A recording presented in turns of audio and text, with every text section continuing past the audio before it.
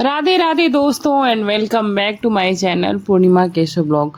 आज के इस वीडियो में हम एकादशी यानी कि इंदिरा एकादशी की व्रत कथा के बारे में जानेंगे। आपको मैं पौराणिक व्रत कथा सुनाऊंगी जिसको सुनने मात्र से ही आपकी सारी इच्छाएं पूरी हो जाएंगी और हमारे पितृ भी प्रसन्न होंगे। तो चलिए पहले संक्षेप में आपको मैं पूजा विधि बताती हूँ, उसके बाद कथा शुरू करते हैं। इंदिरा एकादशी हिंदू धर्म में एक महत्वपूर्ण व्रत है जो कि अश्विन मास के कृष्ण पक्ष की एकादशी को मनाया जाता है। यह दिन भगवान विष्णु की पूजा के लिए समर्पित होता है। इस व्रत को करने से पितरों को मोक्ष मिलता है एवं स्वर्ग की प्राप्ति होती है। ऐसा माना जाता है कि इस व्रत के प्रभाव से व्यक्ति के पापों का नाश हो जाता है। इस दिन भक्तजन पूरे विधि विधान से भगवान शालिग्राम की पूजा करते हैं, कथा सुनते हैं और दान पुण्य करते हैं। इस व्रत का पारण द्वादशी तिथि को किया जाता है। तो चलिए अब हम कथा की शुरुआत करते हैं। प्राचीन काल में सतयुग के समय महिष्मति नाम की एक नगरी में इंद्रसेन नाम का एक प्रतापी राजा था जो धर्म पूर्वक अपनी प्रजा का पालन करते हुए शासन करता था। वह राजा पुत्र पौत्र और धन आदि से संपन्न और विष्णु का परम भक्त था। एक दिन जब राजा सुखपूर्वक अपनी सभा में बैठा था तो आकाश मार्ग से महर्षि नारद जी उतरकर उनकी सभा में आए। राजा उन्हें देखते ही हाथ जोड़कर खड़े हो गए और विधि पूर्वक आसन और अर्घ्य दिया और प्रणाम किया। सुख से बैठकर मुनि ने यानी कि नारद मुनि ने राजा से पूछा, हे राजन, आपके सातों अंग कुशल पूर्वक तो हैं? तुम्हारी बुद्धि में धर्म, तुम्हारा मन विष्णु भक्ति में तो रहता है? देवर्षि नारद की ऐसी बातें सुनकर राजा ने कहा, हे महर्षि नारद, आपकी कृपा से मेरे राज्य में सब कुशल है तथा मेरे यहाँ सब यज्ञ कर्मादि सुकृत हो रहे हैं। आप कृपा करके अपने आगमन का कारण कहिए और मुझे चिंतन में मत डालिए। तब ऋषि कहने लगे, राजन, आप आश्चर्य देने वाले मेरे वचनों को सुनो। मैं एक समय ब्रह्मलोक से यमलोक को गया। वहां श्रद्धा पूर्वक यम राज से पूजित होकर मैंने धर्मशील और सत्यवान धर्मराज की प्रशंसा की। उसी समय यमराज की सभा में महान ज्ञानी और धर्मात्मा तुम्हारे पिता को एकादशी का व्रत भंग होने का कारण मैंने देखा। उन्होंने संदेशा दिया, सो मैं तुम्हें कहता हूँ। उन्होंने कहा कि पूर्व जन्म में कोई विघ्न हो जाने के कारण मैं यमराज के निकट रह रहा हूँ। सो हे पुत्र, यदि तुम अश्विन कृष्ण इंदिरा एकादशी का व्रत मेरे निमित्त करो तो मुझे स्वर्ग की प्राप्ति हो सकती है। इतना सुनकर राजा कहने लगे कि हे महर्षि, आप मुझे इस व्रत की पूरी विधि बताइए, मुझसे इसका विधि विधान कहिए, मैं इसको अवश्य करना चाहता हूँ। नारद जी बोले कि जरूर बताता हूँ। अश्विन माह की कृष्ण पक्ष की दशमी के दिन प्रातः काल श्रद्धा पूर्वक उठकर स्नान आदि से निवृत्त होकर पुनः दोपहर को नदी आदि में जाकर स्नान करिए। फिर श्रद्धा पूर्वक अपने पितरों का श्राद्ध करें और एक बार भोजन करें। प्रातः काल होने पर एकादशी के दिन दातून करिए और अपने नित्य कामों से निवृत्त होकर स्नान आदि करके फिर व्रत के नियमों को भक्ति पूर्वक पालन करते हुए ग्रहण करते हुए प्रतिज्ञा करें कि आज संपूर्ण भोगों को त्याग कर मैं निराहार रहकर एकादशी का व्रत करूंगा। हे अच्युत, हे पुंडरीकाक्ष, मैं आपकी शरण में हूँ, आप मेरी रक्षा कीजिए।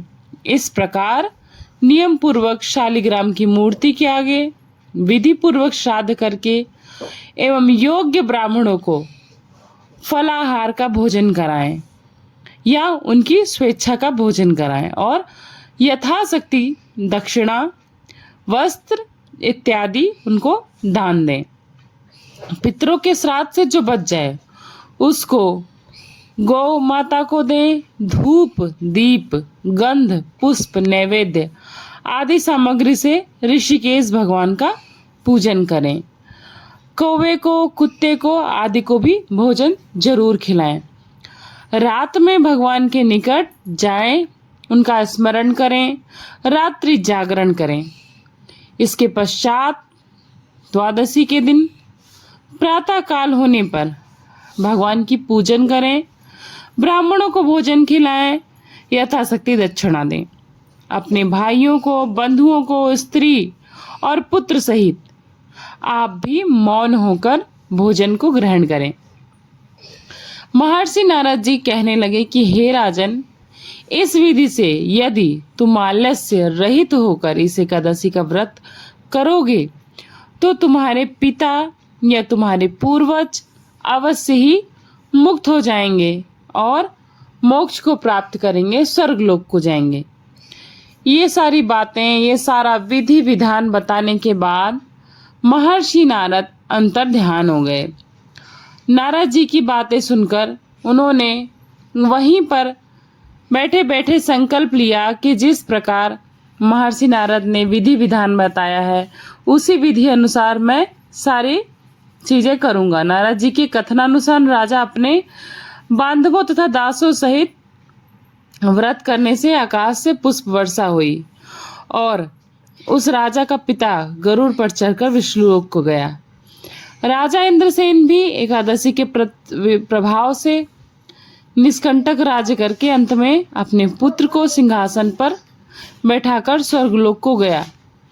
इसी प्रकार जो मनुष्य पूरी श्रद्धा भाव से, पूरे मन से अपने परिवार, अपने पुत्र पौत्रादि, पत्नी और बंधु बांधवों सहित इस व्रत को विधि विधान पूर्वक करते हैं, तामसिक भोजन से दूर रहते हैं, मांस मदिरे का सेवन नहीं करते हैं और सच्ची भाव से, पूरे भाव से भगवान का व्रत पूजन करते हैं और अपने पूर्वजों का तर्पण करते हैं, श्राद्ध करते हैं, उन पर भगवान की कृपा पूरी तरह से बनी रहती है और उनके पूर्वजों को मोक्ष की प्राप्ति होती है। यह इंदिरा एकादशी के व्रत का महात्म्य है। इस कथा को पढ़ने से भी और इस कथा को सुनने से भी मनुष्यों के, चाहे वो स्त्री हो या पुरुष, सारी प्रकार के सब पाप नष्ट हो जाते हैं। किंतु आप इस कथा को मात्र कहने और सुनने से कुछ नहीं होगा। आपको संकल्प लेना भी है कि आज के बाद जो भी मुझसे गलतियां हुई हैं भूत में, वो मैं वर्तमान और भविष्य में नहीं दोहराऊंगा। इस प्रकार आप सारे पापों से छूट जाएंगे और सारे भोगों को भोगेंगे और वैकुंठ को प्राप्त करेंगे। तो ये था हमारी इंदिरा एकादशी के कथा का महत्व। अब पूजा विधि में संक्षेप में बता देती हूँ। सुबह जल्दी उठकर स्नान आदि कर लीजिए, घर में पूजा पाठ करें, दोपहर में नदी में तर्पण करें। यदि संभव ना हो तो घर के पास किसी जलाशय या घर की जो छत होती है वहां पर भी आप तर्पण कर सकते हैं। परंतु जो तर्पण का जल है वो आपको किसी भूमि, जैसे कि जहां पर मिट्टी हो, सोख ले, नहीं तो किसी गमले में डाल सकते हैं। ऐसे वो जमीन पर नहीं डालना चाहिए। इसके पश्चात भोज कराएं ब्राह्मणों को, स्वयं भी भोजन करें। इसके बाद गाय, कौवे और कुत्ते को भी भोजन कराएं। व्रत के अगले दिन द्वादशी को भी पूजन के बाद ब्राह्मण को भोजन कराएं, दान दक्षिणा दें। इसके बाद पूरे परिवार के साथ मिलकर आप भोजन करें और इस व्रत का लाभ उठाएं। और कथा श्रवण करना बहुत आवश्यक है। कथा आप खुद पढ़ सकते हैं। इस कथा की पुस्तक भी मिल जाती है आपको आसानी से किसी भी बाजार में। नहीं तो आप कथे का श्रवण कर सकते हैं, जैसे कि मैं कह रही हूँ, या फिर आपको जिसकी कथा पसंद हो। अनिवार्य नहीं है कि आप किसी एक की ही कथा सुने, जिसकी आपको समझ में आती हो, जिसकी भाषा आपको सरल लगती हो, जहां आपको सुनने में रुचि लगती हो, उसको सुनिए और उसको अपने जीवन में आत्मसात करिए। बस इसी के साथ उम्मीद करती हूँ कि आप सभी को ये वीडियो अच्छी लगी होगी, ये कथा अच्छी लगी होगी, ये भगवान का नाम अच्छा लगा होगा, इस कथा का महात्म्य अच्छा लगा होगा। चलिए वीडियो को समाप्त करती हूँ। मिलती हूँ नेक्स्ट वीडियो में। वीडियो अच्छी लगी होगी तो लाइक करिएगा और चैनल पे नए आए होंगे तो चैनल को सब्सक्राइब कर लीजिएगा। फ्रेंड्स एंड फैमिली के साथ जरूर से जरूर शेयर करिएगा। तो चलिए, thanks for watching Purnima Keshav blog. नमस्ते, राधे राधे, राधे कृष्णा, बाय बाय।